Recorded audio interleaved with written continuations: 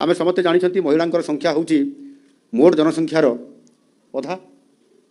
अधा बोली धरिबा आउ समानंकर सामाजिक आर्थिक राजनैतिक उन्नति बिना राज्यर विकास मध्य केबे भी संभव हो पारिबो नहीं। तेणु आम सरकार महिला विकास